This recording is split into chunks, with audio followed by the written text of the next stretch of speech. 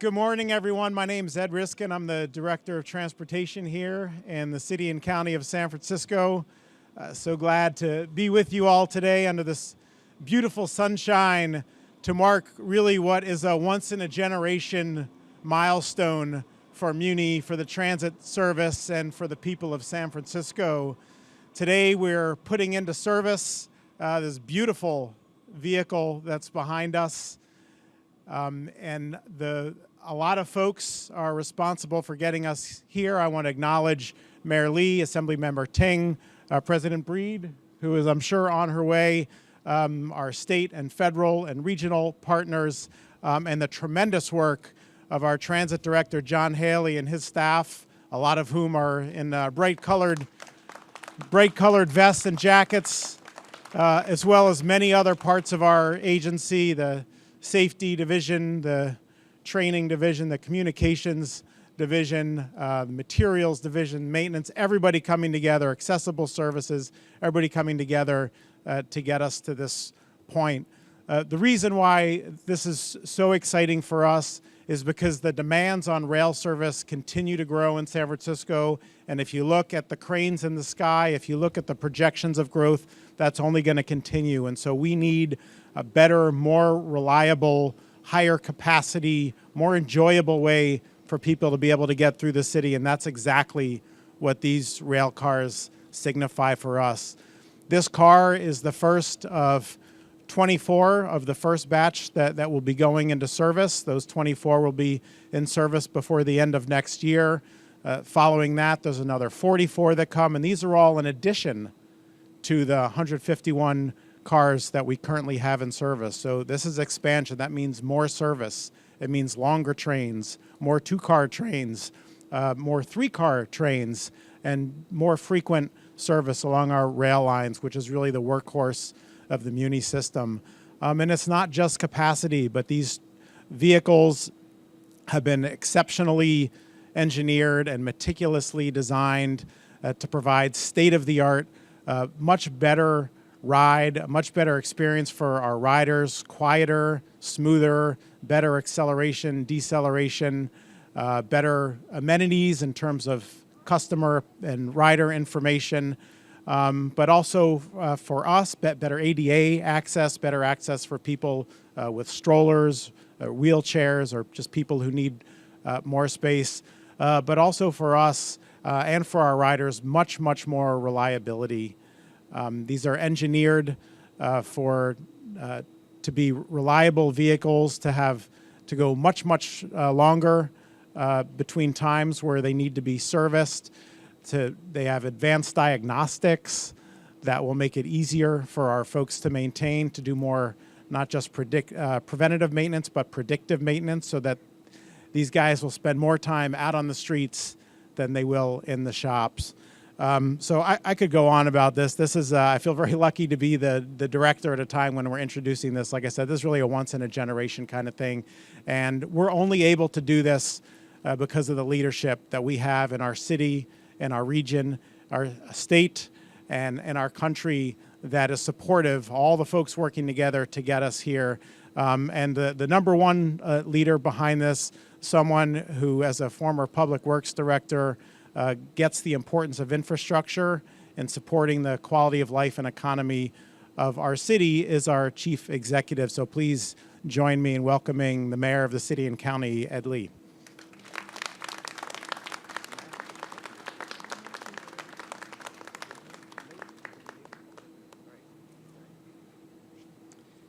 Good morning. It's really great to be here on a sunny Friday. We had a lot to celebrate, but you're looking behind on that nice new LRV with a red bow. All we're missing is the tree. And so once we get the tree down, then we're going to really have an occasion. But the Friday before Thanksgiving, we got a lot of things to be thankful for. And I want to begin by saying thank you to our partners at the state. I know Phil and governor's office and all of our SF delegation worked really hard to make sure we got cap and trade monies because that allowed us to go from, I think, a planned stuff with our federal partners. Les is here today. We originally planned for some 25 of these to arrive, and in the same time period, we're going to get more than 65. I think it's 68 is the number, Mike, right? So Mike's from Siemens. These are all built in the state of California by Siemens Corporation, but they also were designed with great input from our own staff. People who have years of mechanics trouble and problem were in that design. Our drivers for their ideas for safety and convenience of our ridership. Of course, John Haley and his whole operations had great input. And of course, we get Siemens, who is building rail cars for all over the world, but they gave us some priority here when we said we want more of new stuff in San Francisco. So we're getting that. This is the first one that rolls off. Ed Riskin, to you and the commission and the entire staff, I want to say thank you, because you're delivering on a promise we made to our ridership. The hundreds and thousands of people that want and do depend on Muni. And now you're going to have cleaner, more reliable. It goes from kind of an average of 5 years before major maintenance to some 49 years of operations before we retire these vehicles. That's a huge, huge amount of years to add with these new LRVs. I'm particularly proud of all the agencies that we had, from the state level, the federal transportation agencies, the State Department of Transportation, working with our MTA, our commissioners, and all of the operators. But I'm also wanting to say this, that every day I ask people in San Francisco to display their best, to represent the city of love and compassion, to make sure they're always welcoming. Well, every morning for hundreds of thousands of people, the first person they see is the Muni driver. And for them to smile every time they see somebody, when everyone brings on all the things that we welcome in the city. Because when we welcome that diversity, we also welcome everybody with whatever problems they have, whatever things they're experiencing, whatever things they can't solve, they hop on Muni. And for that short period of time, we experience their lives for a moment. And the first person that does that are our Muni drivers. So let me thank the Transport Workers Union and every driver that every day got to put that smile on and make sure they're the front face of our municipal transportation agency. And that's why we're celebrating the family of Larry Martin. We'll say a few more words about that in a moment. I know Iris is here as the daughter of Larry B. Martin, but I just wanted to begin with that praise and give the praise to the people that work every day in the system. And we honored them by getting their input in this design as well. So these LRVs are not just a train that came from they were literally designed with the expert engineering at Siemens, complemented by all of our experience in making sure that there were less parts to have to deal with. As Ed said, diagnostics that will give us better maintenance, and seating arrangements, color arrangements, material arrangements that are much more appropriate for the hundreds of thousands of people that ride every day, that we will provide them with the best transportation system we can have. This is a good occasion, too, because we already tested this, so we're not going to make any mistakes, right, Ed? In fact, I think there's a first driver on here. I forgot her name. I met her, but she's already a little nervous. I said, no, these all have been tested. And I want to thank the public, because when we tested them, we had to close down a few systems for a few weekends. And I want to say thank you to the general public for tolerating these testing periods so we can get everything right. When they roll on, we want everybody to have the positive experience of these new LRVs. Because as voters, as people time and time again, when we get feedback, we've incorporated the public's demands that these be a better system, better LRVs when we get them.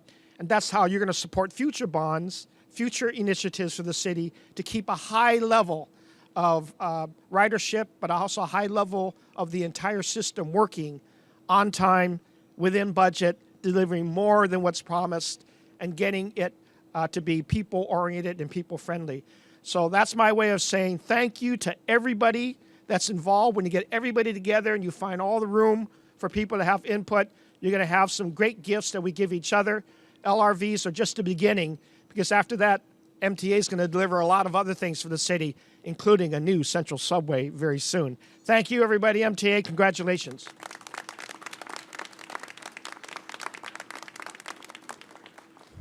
Thank you, Mr. Mayor. And it's not just on time; it's ahead of time. So we're trying to exceed expectations with this procurement.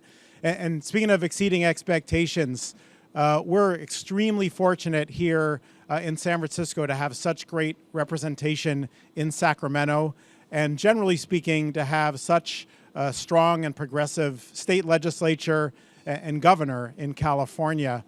This year in particular was really an extraordinarily productive one for the legislature and the governor in terms of transportation.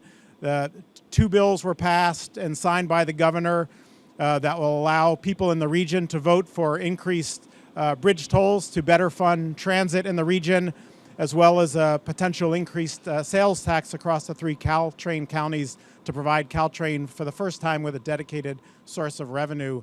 And even more significant, Senate Bill 1, again, like this rail car, a once-in-a-generation kind of change in the way we fund transportation in San Francisco and in California, none of which would have been possible without the strength of our delegation, our elected representatives to the state legislature, and particularly in making sure not just that these bills got put together and got through the legislature and the governor, but to make sure that they reflected the needs of places like San Francisco. So very pleased to be joined by one of our members, I guess the most senior member of our state delegation. Please join me in welcoming Assemblymember Phil Ting. Thank you, Ed. Let me just again thank Ed and the entire MTA team for doing the fabulous job that you do. I know it's a very hard job, a very challenging job. You know, every day you're touching hundreds of thousands of members of the public, but you are doing really God's work in this city. Ed was totally right when he started by saying that we are growing as a city. We're trying to add more people in San Francisco, have more people work in San Francisco, live in San Francisco, but that's only going to work if Muni works. It's only going to work if we can connect bike lanes and pedestrian walkways into Muni so people can get to and from work. And that wouldn't happen without Ed's leadership or the mayor's leadership or Supervisor Breed's leadership. It's really absolutely wonderful and an honor to be representing San Francisco up at the state legislature. Ed was totally right. We had an amazing year. I mean, we're rolling out SB1 to, pave our roads and fix our roads, but our delegation demanded that a chunk of that money go to transit. When it started out, it was all about just paving roads and fixing potholes, and we said, hey, that's not going to work for San Francisco. We need to make sure that there's resources into transit to help Muni, to make sure people can use rail cars to get that along. The other piece of passing cap and trade, people say kind of what is cap and trade? Well, cap and trade is a very simple idea. It says that, hey, if you're a company that's polluting the air is not just something that you can just put pollution in, that's something that's going to cost us to go mitigate, requires cities, requires the state to figure out how to make the air cleaner. Well, one of the ways that we make the air cleaner is funding transit programs. And so this grant of $45 million came out of the Transit Intercity Rail Program, and that's a competitive program. It's a program that the MTA team had to go compete against other jurisdictions, and the fact that they were able to win the grant shows how compelling what we're doing here in San Francisco is, how important it is to moving people, not just here locally, but really in our region. And so we want to be doing more of that. I am so honored to be representing San Francisco in the legislature and to be able to get things done. We see all the gridlock that's happening in Washington, that very little is getting done. Well, the exact opposite's happening in Sacramento, where every day we're trying to make a difference in people's lives on transit, on housing.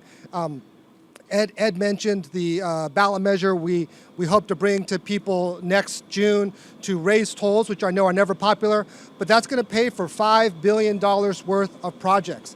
That's going to help bring high-speed rail into the Caltrain station, into the downtown station right there. It's going to be a huge win. It's going to be more money for Muni in that particular project. So again, that's where this money comes from. It comes from the voters, comes from your will to decide to say, hey, we're going to be transit first. We're not going to be transit first when we feel like it, but when we go to the ballot box and we're going to vote for that, it really requires your requirement. And it's just, again, thank you for working with us to make this a huge victory for all of us, and look forward to keep working to make this really as transit first a city as we can. Thank you.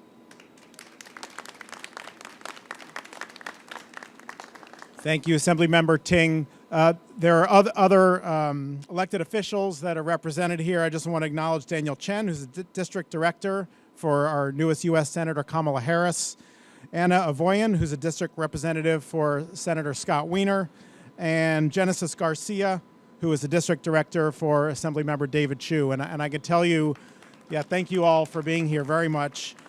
I can tell you all three of them obviously are, those electeds are from San Francisco, and particularly for David Chu and Scott Wiener, when they were on the Board of Supervisors, very strong advocates for transit, very strong advocates for Muni, and they've really taken that advocacy to Sacramento, which we're benefiting from, along with the leadership of Assemblymember Ting.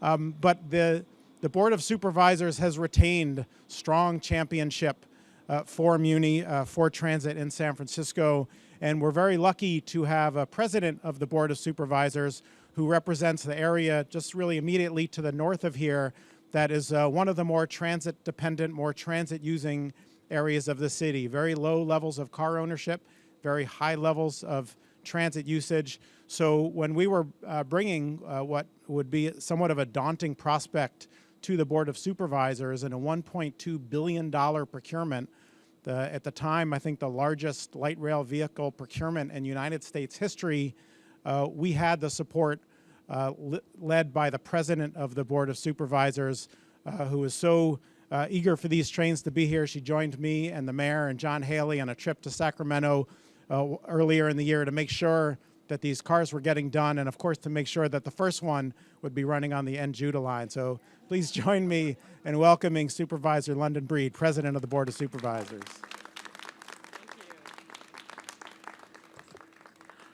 I kind of had to threaten Ed Reskin to get these N-Judah trains, these new trains running on the N-Judah. But in all honesty, I just really want to say I appreciate the MTA for working so hard on making sure that we push this city forward. This is a once-in-a-generation purchase. To have these incredible new trains ready to be used, ready to be driven by the over 300 drivers that we've hired in the past couple of years. This is what's going to change what happens with our public transportation system in the city and county of San Francisco. As someone who grew up here and depended on Muni for so many years of my life, just watching the transformation, watching Muni become more efficient, and looking towards the future, rather than doing what we need to do to repair old trains that we know are past their useful lifetime, we have these new trains that are bigger, that are better, that are stronger than ever, that are going to take us into the next century. I'm excited about this opportunity, and I know the riders are excited about this opportunity.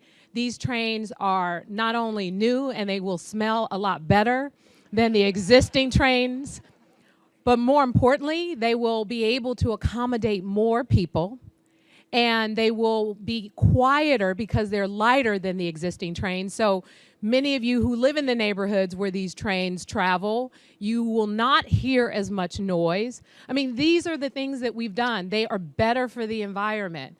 They have a different seat configuration, so they could accommodate more people. So the work that we put into making sure that we got this thing right was so important. The community played a part in giving us suggestions. Those suggestions, years later, are finally playing themselves out through these new trains, which will be running on this N-Judah line, and there are more to come. We're going to be replacing the entire fleet. We have drivers that have been trained that are ready to go, and so I am just anxious to get these things on the road so that we can have a more efficient system and I can get less complaints from my constituents about Muni and its timeliness. Thank you to the drivers. Thank you to the MTA team. Thank you to all of those who have worked on this contract. Thank you to Siemens for just working with the city and being patient with us. Thank you to the mayor for his leadership on transportation issues. Thank you to Phil Ting for always bringing home the bacon.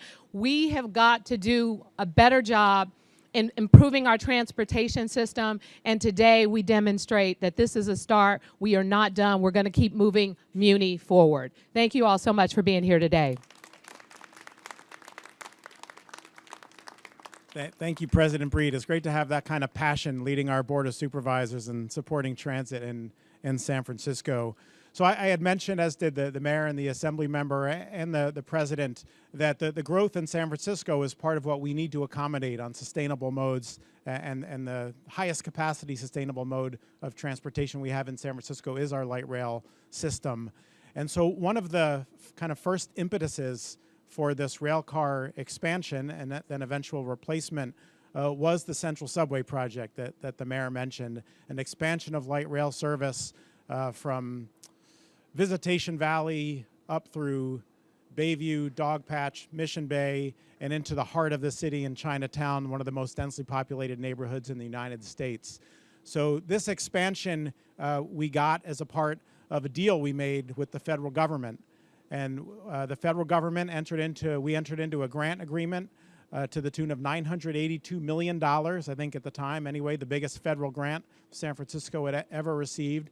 And as part of the deal, they said, we'll give you that money to build the subway, but you need to start expanding your light rail service. So these first 24 cars are partly funded by the Central Subway project, but were also a requirement that we had to meet in order as part of our grant obligations. And the requirement was that we would have these cars in service by the time the Central Subway was done. And as I said, we are ahead of schedule.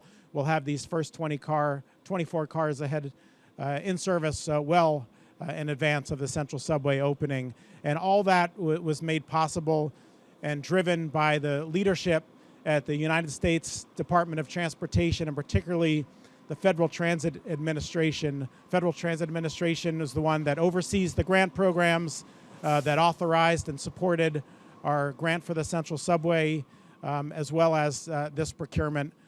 They will be funding, in part, we expect, a large part of the replacement of the existing fleet. So it's a partnership that we absolutely couldn't do without, one that we value significantly, and has been led here in San Francisco in the Western United States for many, many years, very well and ably by the regional administrator of the FTA. Please join me in welcoming Leslie Rogers.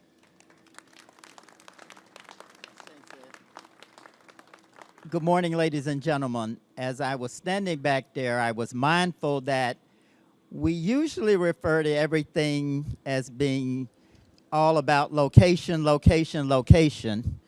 But today I think it's really about timing, timing, timing. Thank God that Ed fortuitously planned this event for today rather than yesterday. But on behalf of the Federal Transit Administration, I'm especially pleased to join you all here today. As Ed mentioned, when we signed the full funding grant agreement for Central Subway, and it recognized the need for improvements to address an expanding and dynamic city, we also committed Muni to addressing its state of good repair needs.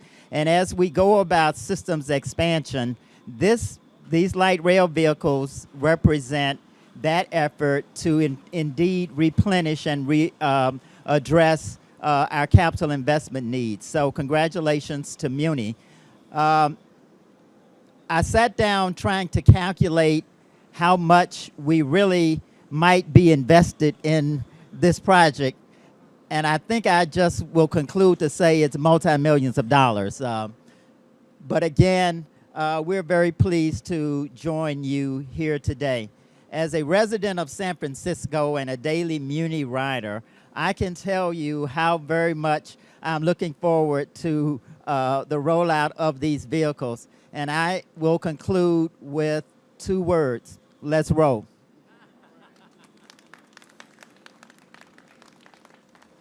Thank you, Leslie, and thanks for your many, many years of great leadership and support for good transit in San Francisco and the region and the whole western part of the United States.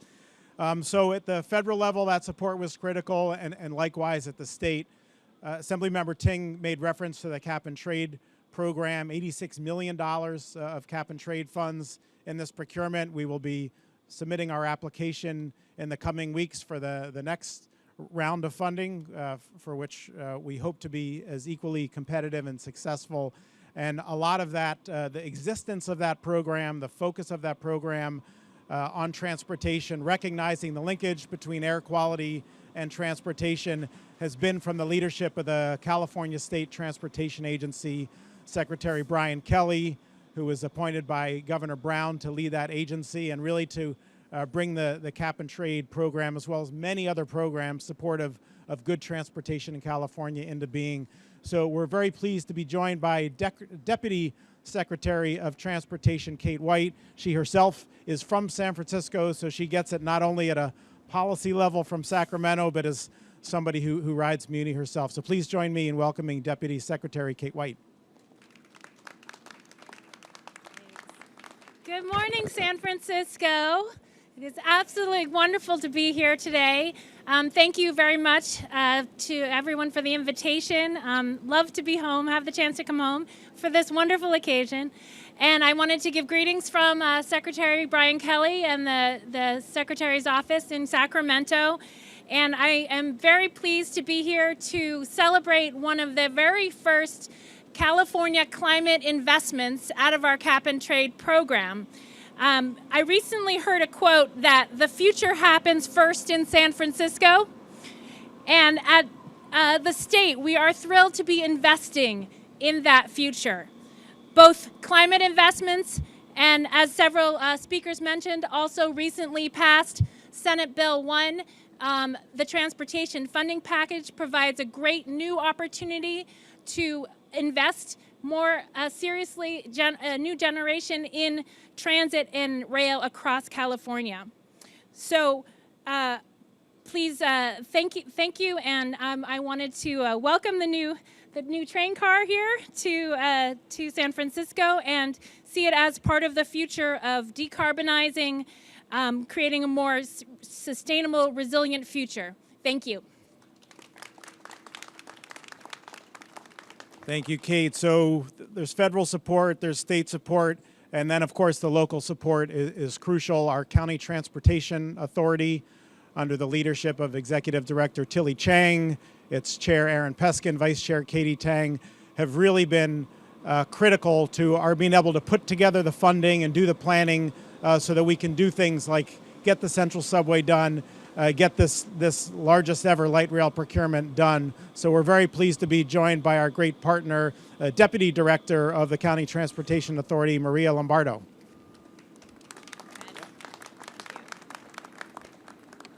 Hello, I'm very pleased to be here today. On behalf of our chair, Aaron Peskin, and the entire Transportation Authority, I want to start by echoing congratulations to Ed and the entire SFMTA on reaching another milestone ahead of schedule. Let's keep that up.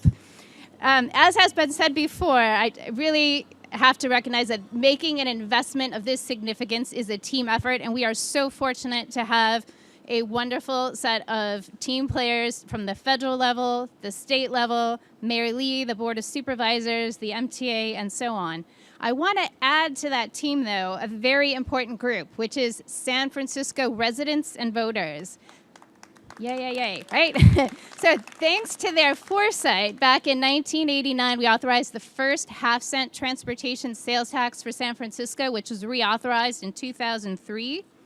Under the direction of the Transportation Authority Board, we allocated $131 million to this base procurement contract with Siemens for the LRVs. That was the largest single grant we have ever made from the sales tax program, and it is very fitting that that was the grant, because there is no single investment we can make that immediately touches so many people, makes transit ridership safer, more reliable, and heck, more fun. So we're very proud, and we have more sales tax dollars in line for the next options to expand our fleet even further. And I just want to say we need this team to stay together, because we're looking forward to working to secure additional regional measure 3, that's the bridge toll increase Ed mentioned, the Senate Bill 1 funds, cap and trade funds, and potentially local new revenue measures to expand the fleet, but also to upgrade and expand the facilities so we can keep these running perfectly through the end of their useful lives. Thank you. Thank you, Maria, for reminding us of the importance of the voters and their foresight, and sometimes making difficult decisions we ask of them that are going to impact their pocketbooks and wallets. There are going to be possibly and likely many such occasions coming up in 2018, a bridge toll measure, possibly a local revenue measure here, again in San Francisco. possibly a statewide measure that might be working in the other direction. So we need to do our job to continue to educate our own voters so that the next generation of us standing here can look back on 2018 and 2020 as, again, foresightful, good voting by the people of San Francisco. So it's a great reminder. The first vote that had to take place in order to advance this project, again, maybe I'm repeating myself, but the largest ever light rail vehicle procurement in United States history, the first vote to move that forward was put before the SFMTA Board of Directors. And it was a big ask that we were making of them, and they came through. And I want to acknowledge the leadership of our chair, Cheryl Brinkman, our vice chair, Malcolm Heineke, who I know himself is a daily rider of the light rail system. I know from the frequent feedback that John Haley and I get when things aren't quite as they should be, and those incidences will become less and less as more and more of the new trains come into service. We're joined today by Lee Shu, one of our directors, and also would like to ask Joel Ramos, another one of our directors, to come forward on behalf of the board. Good morning, everyone. If there was ever a day to wear a bow tie, today is that day. As a director, I couldn't be more proud and pleased to welcome these trains onto our streets. You know, the most exciting thing about it as a daily NJUDA rider, I'm wakened every day at about 5:30 in the morning by the sound of these trains going by my apartment. And so to hear that they're going to be lighter is going to be very welcomed. Most importantly, though, I think we're all just trying to get to work. We're all just trying to get to school reliably and in a time that we can predict and move at the speed of commerce and to really grow the economic vitality of this city. And these trains, the reliability of them, in addition to the great new train smell that I'm so excited to experience, they're going to provide the reliability that so many of us depend on. Even if you're not a regular transit rider, you depend on these trains to keep our streets clear and moving. If we can just get those double parkers out of the way of the new trains, they'll move a lot faster as well. And we're working on that too. I'm also really excited about the potential for the new capacity of these trains. I get on in the sunset, and by the time we get to Carl and Cole, there's sometimes not enough room to let folks on. These trains, the way they're oriented, the seats are going to be out facing this way, and so we're going to be able to squeeze a lot more folks on there, and there'll be a whole lot less people that are told, oh, there's a train right behind you, right? And so looking forward to that and seeing, again, us being able to deliver a reliable service that San Franciscans can depend on. This wouldn't have happened without the leadership, the great leadership of everyone that's been mentioned so far. I'm not going to repeat all the names because there's a lot of other people to mention. We've got our former chair of the MTA, Mr. Tom Nolan, who's back here joining us. Couldn't keep him away from this event. 12 years of leadership on the board of directors. It's really too bad that Senator Scott Wiener couldn't be here today because he was such a wind in the sails of getting transportation victories for this city, and we need that kind of leadership for these hard fights. But I really do want to reemphasize the vision of this city and the residents of this city. We truly are a world-class city, and if that's not a testament to it, I don't know what is. So thank you all for the vision of implementing this service, and let's get this train on the road. Thank you. Thank you. I didn't see the former chair here, but now he's the former chair. I don't really have to acknowledge him because he's not my boss anymore. But I do want to give a special shout out to Tom Nolan. It was actually when under his leadership of the board that we brought forward, the Central Subway brought forward this procurement, and we would not be here today without but for his leadership. So thank you for that. And so with all of the firepower that you've heard from represented here, that put together the money, that put together the leadership, that authorized and approved all of this to happen, someone actually had to do the work. And that's where some might say the hard part really begins. Somebody had to execute on this promise that we made to our funders, to our policymakers, most importantly to our riders and to the public. And the person who was at the tip of the spear for our agency, but even coordinating beyond our agency with the fire department, police department, the Mayor's Office on Disability, the rest of the city family is our transit director who has made this project a passion of his for the last few years. And in terms of timing, as I mentioned, in terms of being ahead of schedule, the process to get to where we are today typically would be on the order of 4 or 5 years. Because of John Haley's leadership, we're here closer to 3 years. So please join me in welcoming our Director of Transit, John Haley.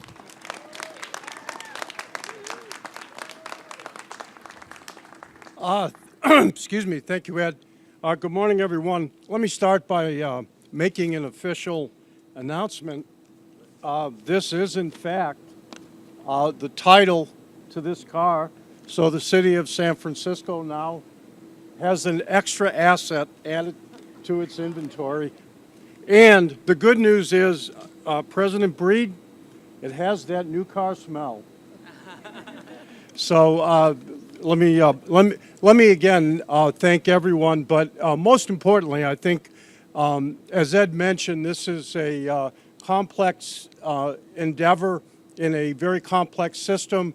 I think we were able to assemble a group of people who, where others may have found problems together with our partners from Siemens and all the help from the transit team and people throughout the agency, this group really solved problems, and that got us to where we are today in the time that we are. I do want to first make a special shout out because this process was closely watched and monitored throughout the, you may remember the first car arrived Friday the 13th.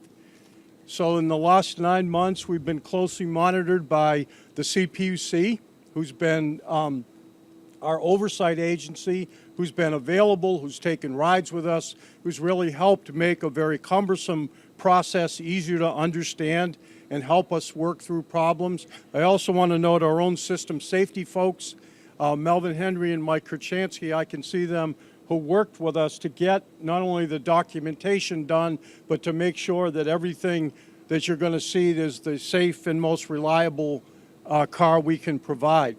Let me start again by saying when we started this process a few years back, it seems like we can break it into segments. It's been, the 3 years has been, on the one hand, very fast moving, and on the other hand, recognizing the need and to provide safer and more reliable transportation.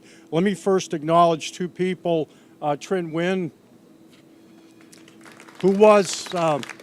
who put together this complex arrangement, built the team, and got us off to the right start. Mike Ellis, who capped a glorious mechanical career here at the SFMTA, and is principally responsible for applying all the bad things, all the lessons learned from the Boeing cars and the Breda cars to our new cars. And when the cars arrived, we needed an implementation team. I want to acknowledge Janet Gallegos, who has got us home as the project manager. Janet worked tirelessly with her team. Mike Moda, who has been our chief engineer and has worked with Siemens to solve countless technical problems. It's not easy to design a complex vehicle and drop it in our system, but we were able to identify and address any concerns and issues. Doug Lee, Doug, are you somewhere? And this was a group, and finally on the kind of full-time dedicated team, I want to acknowledge Manny Enriquez. Manny is somewhere here. Manny, for the last 9 months, has been out overnight, virtually every night, 5, 6, sometimes 7 nights a week to help us hit this deadline. And he's probably inside because I realize at this point he's no longer used to sunlight. So I'm sure he's glad that we'll be getting these trains in service, but congratulations to all of them. And finally, I do want to recognize some of the other people who contributed a lot of their time while they continued to do their daily responsibilities. Scott Broder, who worked masterfully with us with the platform adjustments. I see Lisa Walton from IT, who's worked with us in resolving system problems. Terry Fahey, Young Lalali with the track crew. Part of what was done was constant adjustment to fit a highly technical vehicle onto our system, which also has to accommodate PCCs and Breda cars. Not an easy task. Randy Katnack and Lee Summerlot from Rail Maintenance, who kept the system going while we drained a lot of key staff to work on the LRV4. So it is from me an honest and straightforward, sincere thank you. Job well done. 1 down and 264 to go.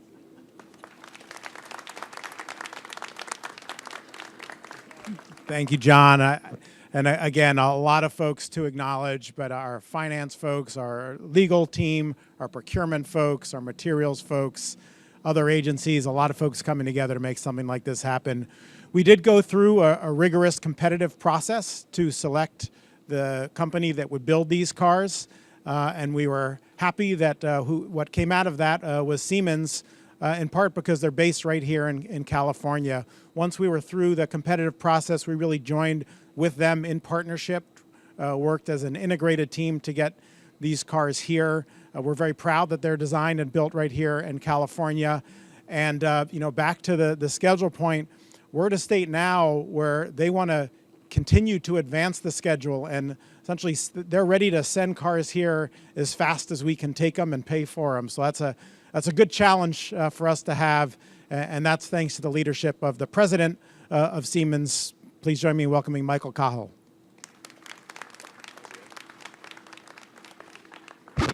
Thank you, Ed, and thank you, everybody, for helping us celebrate what's a great day, for putting this first car into a world-class city, and we hope it'll be a world-class car to go with it. We build light rail cars for cities all across the nation, but there's something very, very special about putting a car in the city of San Francisco, not only because it's such a great city, but also because we learn a lot in working with a team like John Haley's team, including all the people he mentioned. We, even though we've been doing this for more than 30 years, have learned an awful lot about how to do things right. The one thing that I didn't realize that we were doing is we're contributing to the supervisor's sleeping time by making them quieter, which we hope will work, and also the new car smell. The result of the car that you see here is the result of a lot of people's work, including the teams, and I have to give a shout out to our team, the project team led by VRL Anoyu, who's up here, and his staff that worked very tirelessly on this. And as John said, it wasn't just a single day, it's a 7-day-a-week effort. But what most impressed me about this project was working with the MTA, with the SFMTA. It truly is a partnership, and it's thanks to the leadership of John Haley and Ed Reskin, but also thanks to all of the people that worked on this. We're extremely proud. We have 1,200 people who contributed to building these cars in Sacramento, and it's really a great day for us. And we're very proud to have something that's not only designed in California, but also built in California. Thank you very much. Thank you, Michael. And I don't know if you caught it, but President Breed said these trains are meant to last us into the next century. So I think we need about 85 years of useful life out of these. So the stakes are high here. So I know, unlike this procurement, this event is running a little behind schedule, but we do want to ask your indulgence for one more minute. And I want to ask the mayor and the daughter of Larry Martin, Iris Martin Lopez, to come forward for a special commemoration that we're doing in honor of Larry Martin, Iris's father, who is a great leader, a community leader in the city, a great labor leader in the city. The mayor mentioned the importance of labor. They're the ones who actually do all the work. They're the ones who inform the design of this vehicle, who operate and maintain the existing vehicles, who provide all the background work in order to make Muni run every day. And Muni was very lucky to have Larry Martin join as an employee back in 1966, rose quickly through the ranks of union leadership to become president of the local here, and then an international vice president for the Transport Workers Union, served in a number of capacities on different boards and commissions in the city, and really, I'd say, played an outsized role in the leadership of this city, always representing labor, always representing the working people of the city. And so it's with that in mind that we dedicate this first rail car, and this was the mayor's idea, so I want to make sure he gets the credit for this. Dedicate this first rail car to his memory. So we want to ask the mayor and Larry's daughter to unveil a replica of the plaque that will honor Larry Martin as we put this first new car into service.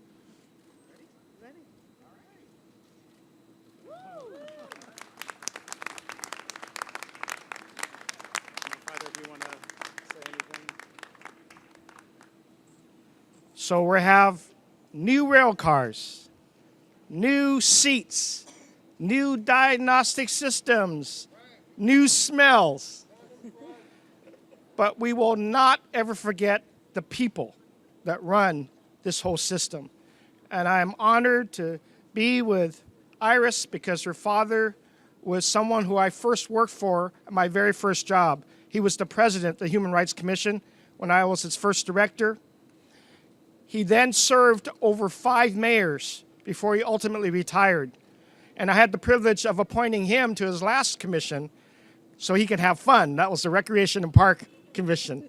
And you should have seen Larry at those 49er games in Candlestick, having great fun and bringing his family with him. But I want to also say I honor the people who work the system every day. Because when I first met Larry, I used to kind of complain as a new employee of the city why I was faced with so many people that had pretty sharp opinions and would sometimes curse, sometimes threaten, sometimes do all the things that sometimes the public in their most emotional states will do. And so he, as the president of the Transport Worker Union, said, well, Mr. Lee, let me tell you what my day was like. And he would talk about people who were spat on and cursed on, and they were just trying to smile and get people to work and to school. So I had nothing to complain about after those sessions. We shared our stories about civic employees and about our standard of being the greatest and the best public servants in the worst type of situations sometimes.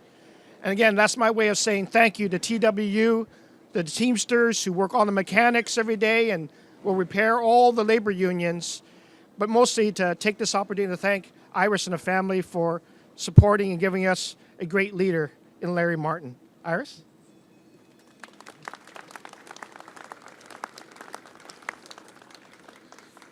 I just want to say thank you to everyone who was behind the dedication. My dad was a very strong force to be reckoned with, especially with his labor leadership, and he loved the city and county of San Francisco, and he would just be very proud to be here today, and I'm just so pleased and thrilled. Thank you, everyone.